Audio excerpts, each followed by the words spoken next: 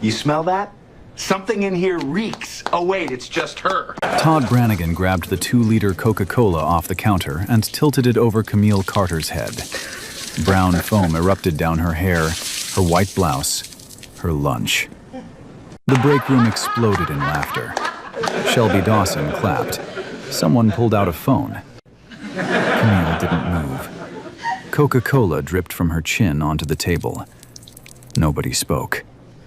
She looked up. Her voice barely carried. I'm sorry, did I do something wrong? Todd leaned closer. I've seen your file. Nothing special. So whose bed did you climb out of to climb in here? More laughter. Chairs scraped. She let the Coca-Cola drip. She let them laugh. Because Camille Carter didn't need to fight back. She just needed them to keep going long enough to hang themselves. Let me take you back to the beginning. 3 weeks before that break room. 3 weeks before the Coca-Cola. Before the laughter, the stained blouse, and the moment that would end careers and start a federal investigation. Camille Carter woke at 5:45 on a Monday morning. The apartment was quiet. Simple. A 2-bedroom unit on the east side of Columbus, Ohio. Clean counters, second-hand couch, a small coffee maker gurgling on the kitchen counter. Nothing about this place screamed money. Nothing about it whispered power. That was the point. She stood in front of the bathroom mirror and pulled her braids into a low bun. She chose a white cotton blouse, pressed black slacks, flat shoes, comfortable enough to stand in all day. She packed her own lunch, turkey on wheat, an apple, a bottle of water. Her husband sat at the kitchen table, scrolling through his tablet. He wore a plain gray t-shirt and joggers. His watch caught the light. A Patek Philippe, the only visible crack in their careful disguise. He glanced up as she grabbed her keys. "First day. Are you nervous?" "Excited," she said. He smiled. "You sure you don't want me to—" "No." She kissed his forehead. "I do this myself. That was the deal." Derek Carter nodded. He didn't push it. He understood. His wife had a master's degree in supply chain management. She'd graduated top of her class. She didn't need his name to open doors. She wanted to walk through them on her own feet. What she didn't say, what she kept folded tight inside her chest, was that she needed to prove it to herself. Not to him, not to the world, to the voice in her own head that sometimes asked whether people saw her or just saw his shadow. So she drove her Honda Civic to the outskirts of Columbus, past strip malls and gas stations, until she reached a gray concrete building with faded blue letters on the front. Apex Distribution Solutions. The parking lot smelled like diesel and hot asphalt. Trucks idled along the loading dock. A cigarette butt rolled across the pavement in the morning wind. Inside, fluorescent tubes cast a pale greenish light over rows of cubicles, scuffed linoleum, and a break room with a stained microwave and a vending machine that hummed like a dying refrigerator. This was not a glamorous place. This was a warehouse office hybrid, where 63 employees moved product, filed invoices, and watched the clock. Most of them were white. 3 were black. Camille made 4. She didn't know that yet. She would learn it soon enough. Her desk was supposed to be in the operations wing, near the logistics team. Instead, a woman from HR, Donna Pruitt, short hair, tight smile, walked her past the cubicles, past the conference room, down a narrow hallway lined with filing cabinets, and stopped at a folding table wedged between a supply closet and a fire extinguisher. "This is temporary," Donna said. She didn't make eye contact. "We are still figuring out space." The table wobbled when Camille set her bag down. She didn't complain. She opened her laptop and got to work. By noon on that first day, she'd already mapped 3 inefficiencies in the shipping workflow. By the end of the week, she'd drafted a full optimization report, 12 pages, color-coded, with projected cost savings of $200,000 annually. She emailed it to her supervisor, Todd Brannigan, Todd printed it out. He presented it at Monday's team meeting. He never mentioned Camille's name. Not once. When she raised her hand to speak, he looked right through her like she was glass. That was day 5. Between day 1 and day 5, smaller things piled up like gravel in a shoe. Shelby Dawson removed Camille from the team email chain. A coworker asked if she was the temp. Someone left a note on her desk. Supply closet key, since that's more your speed. Camille wrote everything down. Dates, times, names, exact words. She kept a small black notebook in her purse, and every evening she transferred the notes to a locked file on her personal laptop. She told no one. Not yet. But someone noticed. Nina Holloway, a black woman in her late 40s who'd worked reception and admin at Apex for 12 years, caught Camille writing in that notebook one afternoon. She didn't say anything. She just walked past, paused, and gave one small nod. That nod said everything. I see you. I know. Keep going. Camille closed the notebook and slipped it back into her purse. Outside the window, the afternoon sun hit the parking lot and turned the asphalt into a shimmer of heat. Something was building. She could feel it in the air. Thick, electric, like the pressure before a summer storm. The second week started with silence, not the peaceful kind. The kind that wraps around you like wet cloth. Heavy, deliberate. The kind that tells you everyone already decided something about you before you walked through the door. Camille felt it the moment she stepped into the hallway Monday morning. Conversations stopped. Eyes darted.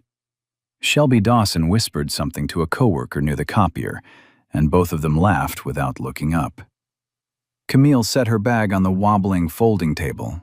She opened her laptop. She got to work. By 10 o'clock, she realized her access to the shared drive had been revoked. Every file she'd uploaded the previous week, the optimization report, the shipping analysis, the inventory audit, gone. Deleted. Her username had been removed from the logistics team folder entirely. She sent an email to IT. No response. She walked to Todd Brannigan's office. The door was open. He sat behind his desk with his boots propped up on the edge, a Columbus Blue Jackets mug steaming in his hand. The office smelled like burnt coffee and cheap cologne. Todd, I've been locked out of the shared drive. Can you put in a request to restore my access? He didn't look up. He sipped his coffee, let the silence stretch. Todd? He glanced at her like she'd appeared from nowhere. Oh, yeah, I'll get to it. He never did. By Wednesday, the isolation had a rhythm. No one sat near Camille in the break room. No one CC'd her on project updates. When she entered a room, people didn't leave. They just stopped talking. It was worse than hostility. It was erasure. She ate lunch alone at her folding table each day. Turkey on wheat, an apple. The hallway was always cold. The filing cabinets hummed with the vibration from the warehouse next door. On Thursday morning, she found something taped to her desk, a can of Coca-Cola. A yellow sticky note attached, block letters in black marker. Refreshments for the new girl. She recognized the handwriting. Shelby's. The same looping capital letters from the supply request forms Shelby filed every week. Camille peeled the note off. She put the can in the recycling bin. She took a photo of both items first. Date, time, location, logged in the notebook. That afternoon, she walked to the women's restroom on the second floor. She pushed open the door and stopped. On the mirror, someone had written in red lipstick. One word. A word that carried centuries of violence and hatred. The letters were large, uneven, and dripping slightly at the edges, like whoever wrote it did it fast and didn't care who saw. Beneath it, a crude drawing, a stick figure with exaggerated features, an arrow pointing to it labeled New Girl. The bathroom smelled like industrial soap and something floral, air freshener maybe, trying to cover up the staleness. The fluorescent tube above the mirror flickered. Camille's reflection stared back at her through the red letters. She didn't cry. Her stomach clenched. Her throat tightened. But she didn't cry. She pulled out her phone and photographed everything. 3 angles, close up on the handwriting, wide shot of the full mirror. She checked under the stalls. Empty. Then she reported it to Donna Pruitt in HR. Donna looked at the photos on Camille's phone. She pinched her lips together. She tilted her head. "That's unfortunate," Donna said. "I'll have maintenance clean it up." "That's it?" Camille asked. "Well, we don't know who did it. There aren't cameras in the restroom. Without proof, my hands are tied." Donna folded her arms. "And honestly, Camille, I have to ask, are you sure you're not reading too much into the general atmosphere here? Sometimes new employees misinterpret workplace humor." "Workplace humor," Camille repeated. "People here joke around. It's a blue-collar environment. Thick skin goes a long way." Camille stared at her. Donna stared back. Neither blinked. "Thank you for your time," Camille said. She stood up and walked out. The notebook entry that night was the longest yet. Friday came. The break room incident. 12 people were at lunch. The microwave hummed. Forks scraped styrofoam. The vending machine rattled through a cycle. Camille sat at the corner table with her packed lunch and her tablet, reviewing a logistics template she'd been building on her own time. Todd walked in. He was loud. He was always loud. He carried a 2-liter bottle of Coca-Cola in one hand and a bag of chips in the other. Shelby trailed behind him, laughing at something he'd said. He spotted Camille. His eyes narrowed. His mouth curled. "Well, well, look who's sitting in the good seats today." He dropped his chips on the counter. He twisted the cap off the Coca-Cola. The bottle hissed. Camille didn't look up. "Hey, I'm talking to you." He took 3 steps toward her table. His boots were heavy on the linoleum. "You know what I noticed? Every time you're in a room, it just feels off. Like something doesn't fit. Do you ever get that feeling?" Shelby laughed. A few others shifted in their seats. Greg Wallace, near the door, set his sandwich down slowly. "You know what fixes that?" Todd said. He lifted the bottle. Camille looked up just as he tilted it. 2 liters of dark, foaming Coca-Cola poured over her head. It hit her braids first, a hard, cold splash. Then it ran down her forehead, her eyebrows, into her eyes. It soaked her white blouse in seconds, turning it brown and translucent. It flooded her tablet screen. It pooled on her lunch tray, turning the bread soggy, drowning the apple. The carbonation hissed against her skin. The sugar stuck to her neck, her arms, the inside of her collar. The smell was sharp, sweet and chemical, like syrup left out in the sun. The room erupted. Shelby clapped both hands together and howled. 2 guys near the window high-fived. Someone, Camille never found out who, pulled out a phone and started recording. Another person muttered, "Oh my God," but did nothing. Did nothing at all. Todd stepped back. He held the empty bottle like a trophy. He shrugged. "Oops. Butterfingers." The laughter swelled. It bounced off the tile walls, the metal counters, the low ceiling. It filled the room like water fills a jar. Every corner, every crack. Camille sat perfectly still. Coca-Cola dripped from her chin onto the table. 1 drop. Then another. The sound was small and steady, like a clock ticking in an empty house. She looked up at Todd. Brown liquid streaked across her face. Her eyes were open, clear, dry. "I'm sorry," she said quietly. "Did I do something wrong?" Todd leaned in, close enough that she could smell the coffee on his breath, the cologne on his collar. "I've seen your file. Nothing special." "So whose bed did you climb out of to climb in here?" The laughter cracked open again, louder, meaner. Chairs scraped the floor. Shelby wiped tears from her eyes. Greg Wallace stood halfway up from his seat. His mouth opened. Todd shot him a look, one look, and Greg sat back down. He stared at his plate. His hands were shaking. Near the doorway, a figure stood motionless. Nina Holloway. Her phone was in her right hand, held low against her hip. The red recording light blinked once. Twice. She didn't move. She didn't breathe. She just recorded. Camille pushed her chair back. It scraped against the floor, a sharp, clean sound that cut through the noise. She stood. Coca-Cola ran down her slacks, over her shoes, onto the linoleum. She didn't yell. She didn't cry. She picked up her tablet, screen cracked, sticky, ruined, and her purse. She looked at Todd one more time. Then she walked out, down the hallway, past the filing cabinets, past Donna Pruitt's closed office door, into the women's restroom, the same one where the slur had been written 3 days ago. The mirror was clean now, but Camille could still see the ghost of those red letters under the fluorescent light. She locked the door, set her purse on the counter, gripped the edge of the sink with both hands. Her reflection stared back. Brown liquid matted her hair. Her blouse clung to her shoulders. Her mascara hadn't run. She'd stopped wearing it after the first week.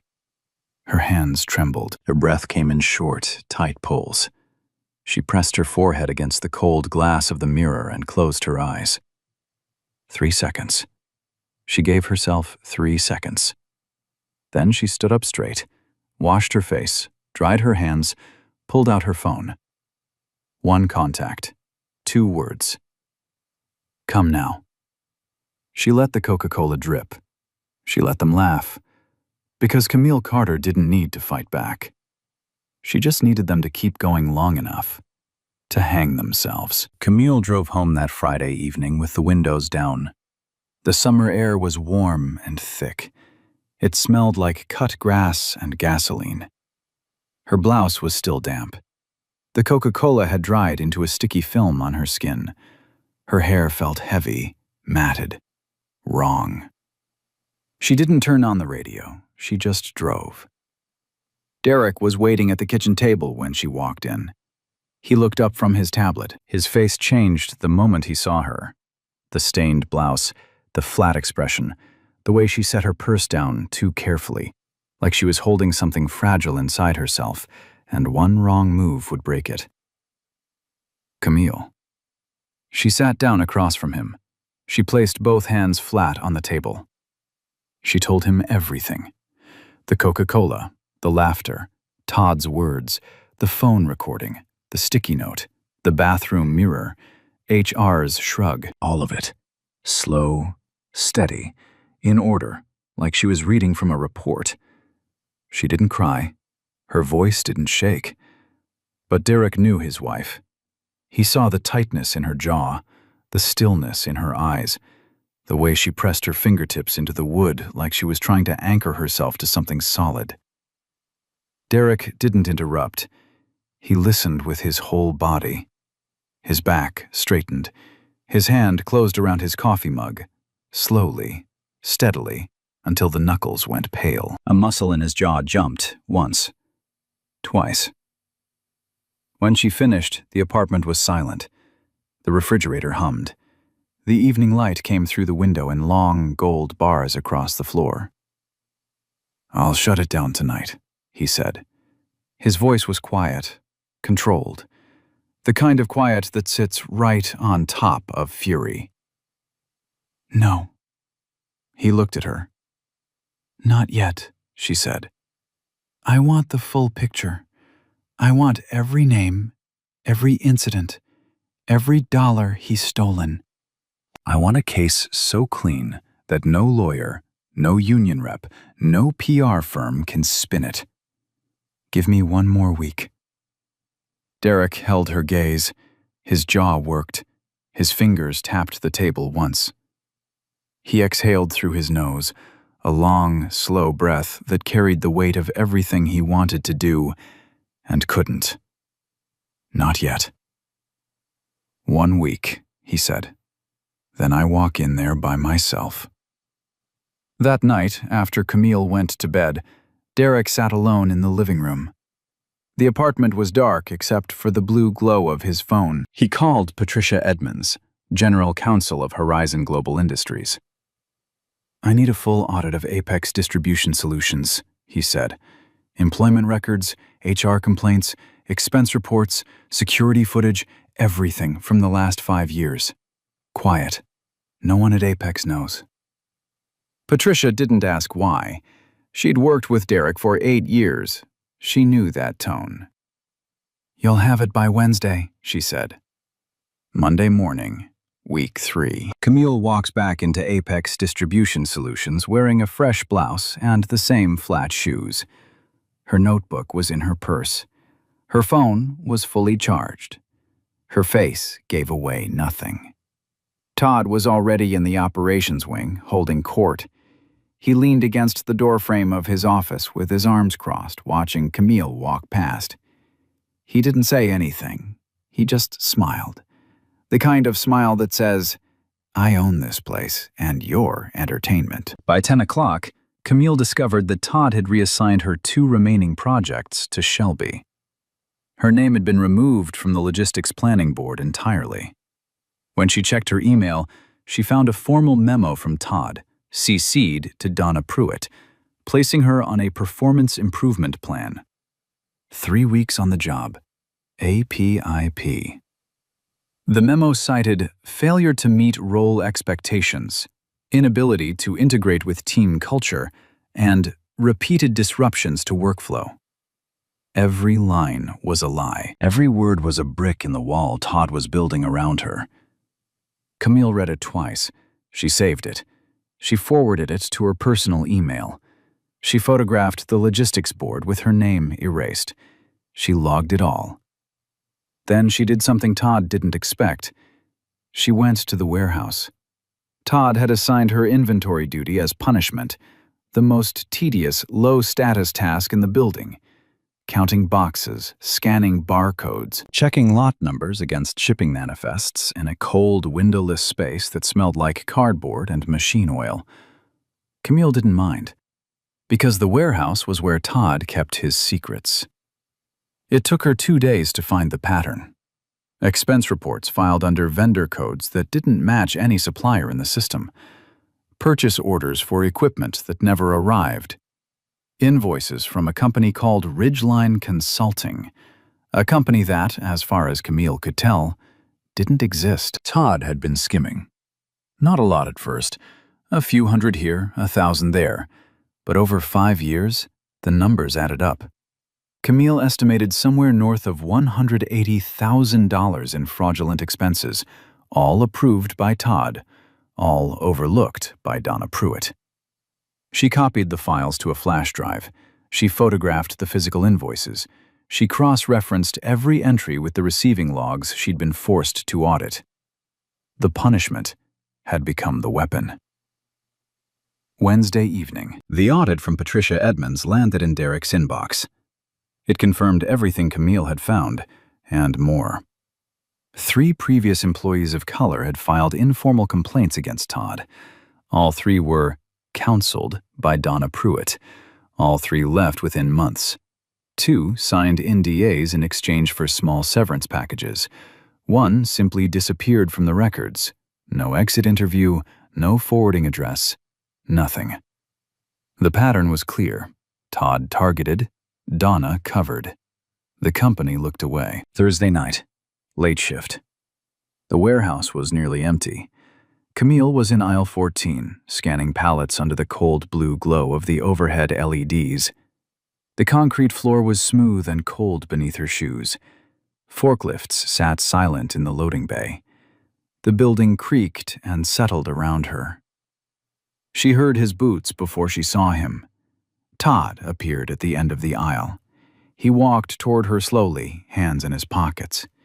He stopped 6 feet away, then 5, then 4. He positioned himself between Camille and the exit. Behind him, a pallet jack blocked the only other way out. "Working late," he said. It wasn't a question. Camille held her scanner steady. "Finishing the audit." "See, that's your problem." He took another step. "You don't know when to stop." The overhead lights buzzed. A pipe somewhere in the ceiling dripped. A faint metallic tap against concrete. Todd's shadow stretched long across the floor. "I've been here 15 years, he said. His voice dropped low, almost a whisper. 15 years. I built this operation. I trained every person on this floor. And then they send me you." He tilted his head. "You think your little notes scare me? Your little phone pictures? I am this place. And you're nothing. You're nobody. By the time I'm done, you won't even get a job mopping floors." He was close now, close enough that Camille could see the broken capillaries in his nose, the coffee stain on his collar, the dull gleam of sweat on his forehead. His breath was warm and sour. Camille didn't step back. Her heart hammered. Her fingers tightened around the scanner. But her face stayed still. Stone still. "Are you finished?" she said. Something flickered in Todd's eyes. Surprise, maybe. Or the first faint tremor of doubt. He stepped aside, slowly, like he was granting permission she hadn't asked for. Camille walked past him without looking back. Her shoes clicked on the concrete, steady, even, unhurried. She turned the corner. She pushed through the exit door into the cool night air. What Todd didn't see, what he never thought to look for, was the security camera mounted in the upper corner of aisle 14. A small black dome with a tiny red light. It had recorded everything. Every step, every word, every inch of space he closed between them. Friday morning. Camille met Greg Wallace in the parking lot before shift. He was leaning against his truck, arms crossed, eyes on the ground. "I can't sleep," he said. "Not since the break room. I keep seeing it." Camille waited. "He's done this before. You know that, right? 3 people before you, all gone, all quiet. He made them sign papers." Greg's voice cracked. "I watched it happen every time. I never said a word." "You're saying something now," Camille said. Greg nodded. He pulled a folded paper from his jacket pocket. A handwritten statement. Names, dates, incidents. Everything he'd witnessed in 4 years under Todd Brannigan. Camille took it. "Thank you, Greg." "What are you going to do?" he asked. She looked at the building. Gray concrete, blue letters. The morning sun hit the windows and turned them into rectangles of white fire. "My husband is coming on Monday," she said, "and he's bringing lawyers." Monday morning, 8:45. The parking lot at Apex Distribution Solutions was half full. Trucks idled at the loading dock. A thin fog hung over the asphalt, catching the early light and turning it silver. The air smelled like exhaust and damp concrete. Inside, the mood was electric. Word had spread Friday afternoon. Someone from the parent company was visiting. No one knew the details. No one even knew what Horizon Global Industries looked like at the top. Derek Carter had built his empire quietly. No magazine covers, no keynote speeches, no flashy social media presence. Just results, acquisitions, and a network of companies that most employees never traced back to one man. Todd Brannigan had spent the weekend preparing. He arrived early. Fresh shirt, pressed khakis. He'd printed new performance reports, edited, of course, and stacked them neatly on his desk. He rehearsed talking points in the bathroom mirror.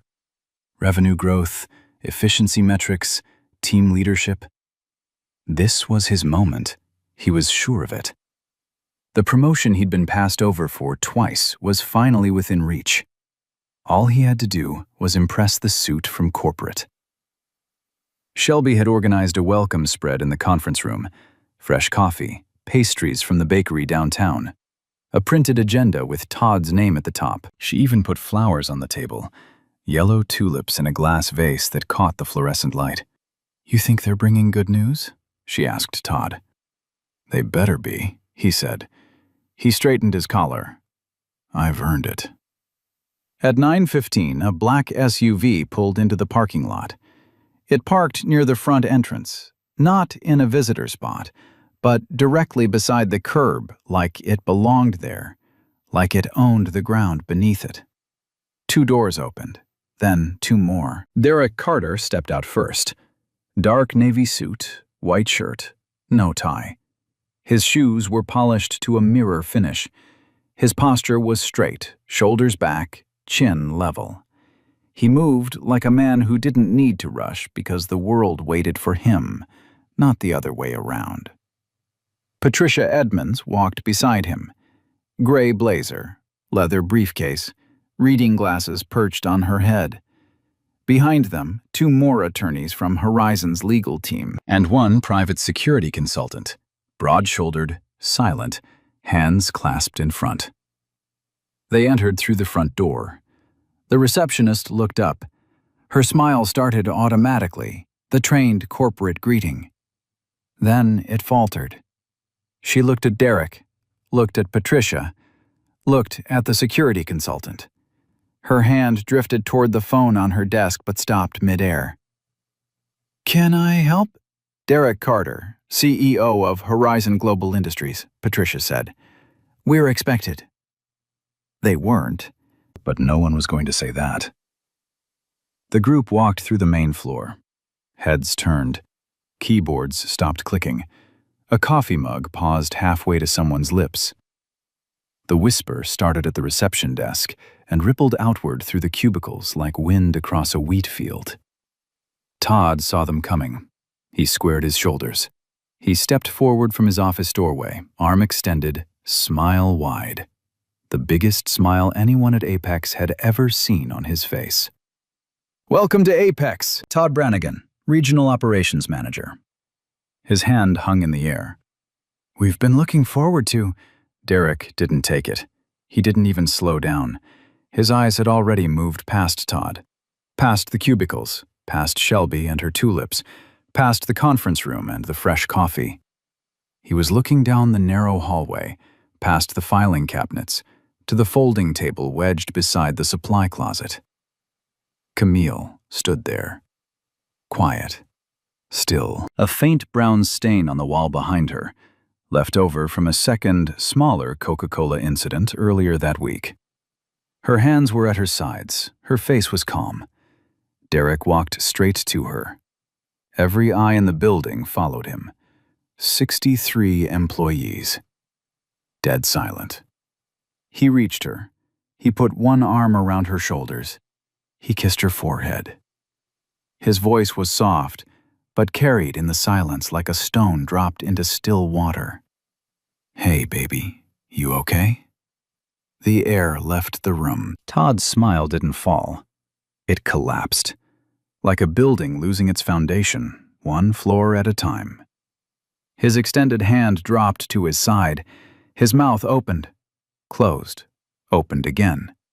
Shelby's face went white. Her fingers gripped the edge of the conference room table. Greg Wallace exhaled, a long, shaking breath, and closed his eyes. Nina Holloway pressed her back against the wall near the break room door. Her lips moved without sound. "Thank God." Donna Pruitt reached for her desk phone, then pulled her hand back, then reached again. She didn't know who to call. She didn't know what was coming. But she knew, they all knew, that something had just shifted beneath their feet. Todd stammered. "Wait, you're her." Derek turned. He looked at Todd the way you look at something small and broken on the floor. "My wife." His voice was quiet. The woman you poured Coca-Cola on. The woman you cornered in a warehouse at night. The woman whose career you tried to destroy. He paused. Let each word land. In a company that I own. Todd's face drained of color. His lips parted, but nothing came out. For the first time in 15 years at Apex Distribution Solutions, Todd Brannigan had absolutely nothing to say. And the room, every desk, every cubicle, every corner, was silent enough to hear the fluorescent lights buzz. Derek didn't raise his voice. He didn't need to. He turned from Todd and faced the room. Every employee on the floor was standing now, some at their desks, some in doorways, some frozen mid-step in the hallway. No one moved. No one breathed loud enough to hear. "My name is Derek Carter," he said. "I am the founder and CEO of Horizon Global Industries. Apex Distribution Solutions is a subsidiary of my company. That means every desk in this building, every truck in that lot, every paycheck you deposit, that comes from me." He let the silence hold for 3 seconds. Over the past month, my wife, Camille Carter, has worked at this facility as a logistics coordinator. During that time, she has been harassed, humiliated, physically assaulted, professionally sabotaged, and racially targeted. She reported these incidents to your HR department. Nothing was done. He looked at Donna Pruitt. Donna's face was the color of old paper. Her hand was still hovering near her phone. "I am also aware," Derek continued, "of fraudulent expense reports totaling over $180,000, falsified performance reviews, suppressed complaints, and a pattern of racial discrimination going back at least 4 years, involving multiple former employees who were pressured into silence." Patricia Edmonds stepped forward. She opened her briefcase on the nearest desk and spread 3 folders across it. Her voice was clipped, precise, and carried the weight of a woman who had done this many times before. "We have video evidence of the assault in this break room. We have security footage from warehouse aisle 14 showing physical intimidation. We have written testimony from current and former employees. We have documentation of falsified vendor invoices and fictitious consulting contracts." She closed one folder and looked directly at Todd. "Mr. Brannigan, your employment is terminated effective immediately. For cause." Todd's mouth opened. "Now hold on. You can't just—" "It's done," Derek said. He nodded to the security consultant. The consultant stepped forward, calm, professional. He extended one hand toward Todd, not grabbing, not threatening, just directing, the way you guide someone toward a door they don't want to walk through. "Your badge," Patricia said. Todd's hand went to the lanyard around his neck. His fingers fumbled. The clip stuck. He yanked it once, twice. The lanyard snapped. He held the badge out. The consultant took it. This is a setup," Todd said. His voice cracked at the edges. "She came here to trap me. This whole thing was documented," Patricia said. "Every incident, every dollar, every word. You built this case yourself, Mr. Brannigan. We just collected it." Todd looked around the room, searching for an ally, a sympathetic face, anything. He found nothing. Shelby stared at the floor. Greg looked away. The break room crowd, the same people who had laughed, clapped, and recorded, sat frozen in their chairs with their eyes down. The security consultant walked Todd through the main floor, past the cubicles, past the reception desk, past the yellow tulips Shelby had arranged that morning. Every step echoed on the linoleum. No one spoke. No one even whispered. The front door opened. Sunlight flooded the entrance. Todd stepped outside. The door closed behind him. 15 years. Gone in 15 minutes. Patricia turned back to the room. "Shelby Dawson," Shelby's head snapped up. Her face was wet. "Your involvement in the harassment of Mrs. Carter, including targeted exclusion, defamatory communications, and direct participation in the break room assault, has been thoroughly documented. Your employment is also terminated, effective immediately." Shelby didn't argue. She picked up her bag with shaking hands and walked out without a word. "Donna Pruitt?" Patricia's voice didn't soften. "You are suspended, effective today, pending a full investigation into your handling, or deliberate mishandling, of discrimination complaints at this facility. You will be escorted to collect your personal belongings. Do not access any company systems." Donna stood. Her chair rolled back and hit the wall with a soft thud. She clutched her cardigan closed at the collar. She didn't look at anyone. 2 additional employees, identified in the investigation as active participants in the harassment, were terminated before noon. By 1 o'clock, the office was half empty and completely silent. Camille stood near the window in the conference room. The yellow tulips sat untouched on the table. The pastries were cold. The coffee was still full. Derek walked in and stood beside her. He didn't say anything. He just put his hand over hers on the table. Outside, Todd Brannigan sat in his truck in the parking lot. He hadn't started the engine. He stared through the windshield at the gray building with the faded blue letters. Then he drove away. Slowly. Like a man who had just realized the road ahead was very, very long. And very empty.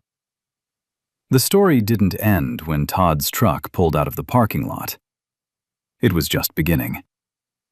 Tuesday morning, Camille walked into the Columbus Division of Police with a manila folder 3 inches thick. Inside, timestamped photographs, printed emails, Nina's video, warehouse security footage on a flash drive, Greg Wallace's written statement, the fraudulent expense records, and her own notebook. 31 pages of handwritten entries covering every incident from day 1. Detective Aaron Sullivan opened the folder. He read the first page, then the second. Then he closed it and looked at Camille. How long did this go on? 3 weeks for me, she said. 4 years for everyone else. Sullivan assigned 2 investigators to the case by that afternoon. The charges came fast. The Columbus City Attorney's Office filed criminal complaints against Todd Brannigan on 3 counts: assault in the 4th degree for the Coca-Cola incident, criminal menacing for the warehouse intimidation, and fraud for the falsified expense reports totaling over $180,000.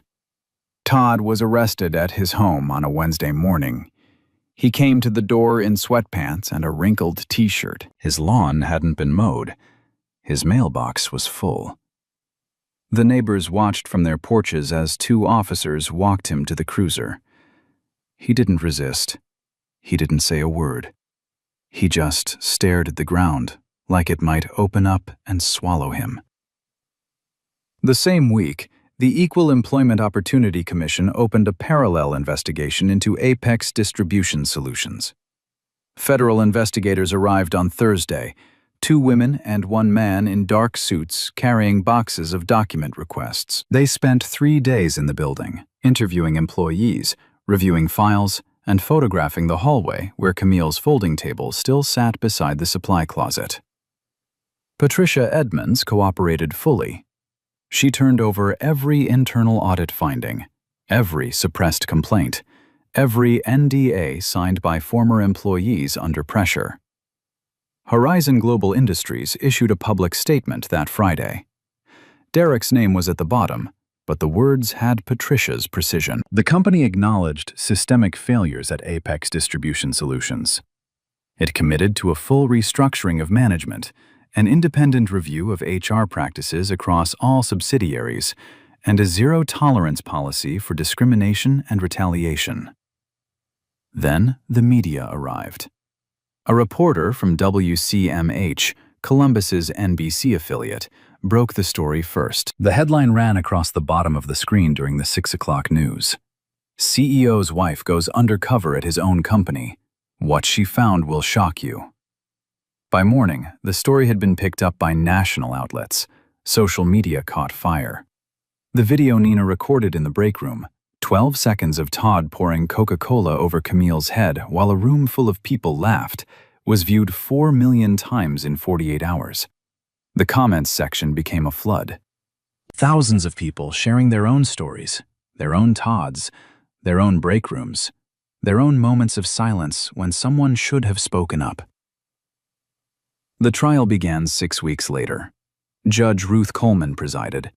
Courtroom 4B, Franklin County Court of Common Pleas. The gallery was packed. Reporters in the front rows, community members behind them, a sketch artist in the corner.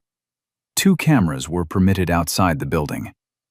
Todd sat at the defense table in a borrowed suit. His attorney, a public defender named Lewis Grant, looked tired before the first witness was called. The prosecution opened with Nina's video. The courtroom screen lit up with the image of Todd tilting the bottle, the brown foam, Camille's face, the laughter, the clapping. 12 seconds that played like 12 minutes. A woman in the gallery pressed her hand over her mouth. A juror in the back row closed his eyes. Next came the warehouse footage. Black and white, grainy but clear. Todd walking down aisle 14, stopping in front of Camille, closing the distance, his mouth moving. The timestamp running in the corner, 9:47 p.m. The footage showed everything: his position, his posture, the way he blocked the exit, the way Camille's hand tightened around the scanner. Greg Wallace took the stand on the second day. He wore a tie for the first time in years. His hands trembled on the witness box. He described the culture Todd had built, the jokes that weren't jokes, the looks that were warnings, the silence that was enforced. He named the 3 employees who came before Camille, people he'd watched leave one by one without ever saying a word to stop it. His voice broke when the prosecutor asked why. "Because I was afraid," he said. "Because I told myself it wasn't my problem. Because it was easier to look at my plate than to look at what was happening across the room." He wiped his eyes with the back of his hand. "I have to live with that." 3 former Apex employees testified on the third day. They had been found by Patricia's investigators, 2 still in Ohio, 1 in Indiana. Each told the same story with different details: the targeting, the isolation, the meeting with Donna Pruitt where nothing happened, the severance offer with the NDA attached, the quiet exit, the shame that followed them for years. Todd's defense tried to reframe the narrative. Lewis Grant argued that the Coca-Cola incident was a prank. Poor taste, sure, but not assault. He called it a personality conflict. He suggested that Camille had entered Apex with an agenda, that her connection to Derek made the entire case a setup. Judge Coleman listened. She let the defense make its case. She was patient and thorough. But during sentencing, her patience ended. "Mr. Brannigan," she said, looking at Todd over the rim of her glasses, "the law does not care whether your victim's husband is a CEO or a janitor. It does not bend based on who someone is married to. It bends based on what was done to them." She paused. And what was done to Mrs. Carter, and to the individuals who came before her, was systematic, deliberate, and cruel. The sentence: 18 months in state prison, 3 years supervised probation, mandatory completion of racial sensitivity and workplace conduct training, 200 hours of community service, a permanent restraining order barring contact with Camille Carter and all former Apex employees who testified. Todd stood motionless as the sentence was read. His attorney put a hand on his shoulder. Todd didn't react. He stared straight ahead at the wall behind the judge's bench, a blank beige wall with nothing on it. Shelby Dawson was sued in civil court by Camille the following month. She settled out of court for an undisclosed amount. 3 weeks after the settlement, her new employer discovered the case and terminated her. Donna Pruitt was fired after the EEOC investigation concluded. She faced civil penalties for enabling a hostile work environment and was barred from holding any HR position in a federally contracted company. Apex Distribution Solutions underwent a complete restructuring. New management, new policies. An independent ombudsman installed to handle complaints. Mandatory annual training for every employee. The building looked the same from the outside. Gray concrete, faded blue letters, trucks at the loading dock. But inside, everything had changed. 6 months later, the folding table in the hallway was gone. In its place, a proper office. Glass door, nameplate on the wall. Camille Carter, Director of Operations. She'd earned it. Not because of Derek, not because of the trial or the headlines, or the 4 million views on Nina's video. She earned it because in the weeks after the restructuring, when Apex Distribution Solutions was bleeding staff and scrambling to rebuild, Camille was the one who stayed.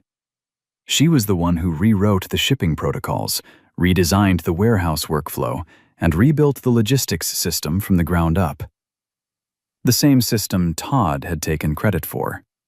The same system she'd optimized in her first week, back when no one bothered to learn her name. The staff who remained respected her, not out of fear, not out of obligation, because they watched her work. They saw her stay late. They saw her eat lunch in the break room, the same break room, and never once mention what happened there. Nina Holloway sat at the front desk now, office manager. She ran the building with quiet authority and a memory that missed nothing. New hires learned fast that Nina didn't tolerate whispers, side eyes, or break room politics. Not anymore. Not ever again. Greg Wallace led the warehouse team. He'd volunteered for the company's new mentorship program, pairing senior staff with new employees to make sure no one sat alone at a folding table in a hallway. He told Camille once that he slept better now. Not great, but better. Horizon Global Industries used the Apex turnaround as a case study. Every subsidiary received new anti-discrimination protocols modeled on the reforms Camille helped design. An anonymous reporting hotline was installed company-wide. Dare presented the initiative at a national conference on corporate culture. He stood at the podium, looked out at the audience, and said one thing that made the room go quiet. I didn't do this because Camille is my wife. I did it because it was right. But I'll be honest, knowing it was my wife made me realize how many people go through this without anyone in their corner. That's the part that keeps me up at night. Camille declined most media requests. She didn't want to be a symbol. She didn't want to be a headline. She wanted to do the work. But she did write one thing, a personal essay, published in a major outlet. It wasn't long, 1,200 words. She didn't write about revenge. She didn't write about Todd or Shelby or Donna. She wrote about the folding table, about the hallway, about what it feels like to sit in a space where everyone has silently agreed that you don't belong.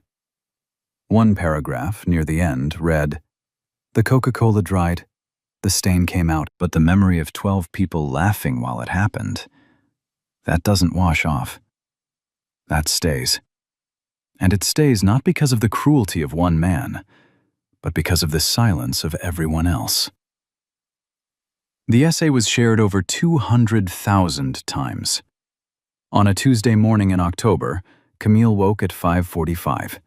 The apartment was quiet. The same 2-bedroom unit on the east side of Columbus. Clean counters, the coffee maker gurgling.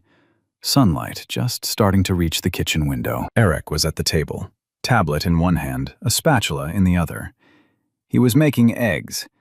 Badly. The pan was smoking. He grinned at her like a man who had not yet realized the toast was burning. "Morning, Director." She laughed. A real laugh. The kind that starts in the chest and fills the room. She poured herself coffee. She sat down across from him. She opened her laptop and reviewed the morning's operational reports. Outside, the sky was wide and clear and impossibly blue. The apartment still looked simple, still looked modest, but something about it felt different now. Lighter. Like a window had been opened that no one could close again.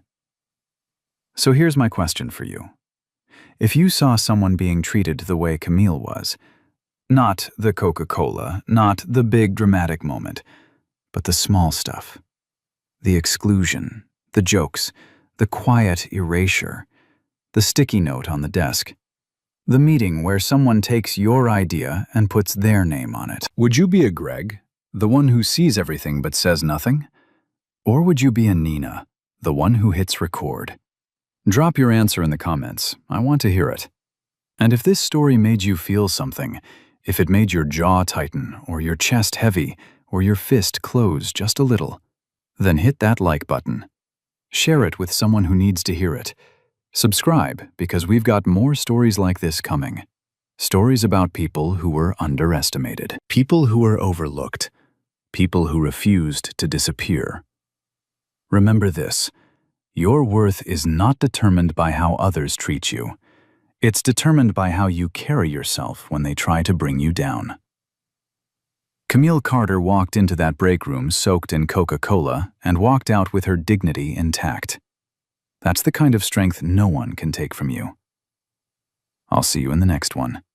Stay strong, stay kind, and never, ever let anyone tell you where you belong.